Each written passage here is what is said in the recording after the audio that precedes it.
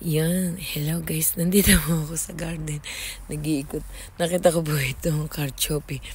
Pero wala pa po siyang bunga. Yan, bago pa po kasi siyang tanim. Yan. Pero yung pong pinakaano niya, pwede din pong kuhanin. Tapos lilinisin mo lang na maigi. Tapos, yan o. Yung pinakaano niya, pinakatalbos. Yan. Ang dami po bago po siyang, alam po ninyo ito yung minsan lang tanim hanggang sa habang ano na, tatalyahin mo lang tapos yan na ulit ang bunga ang magiging resulta. Yan po siya. Hindi na po lagi magtatanim, minsan ka lang magtanim.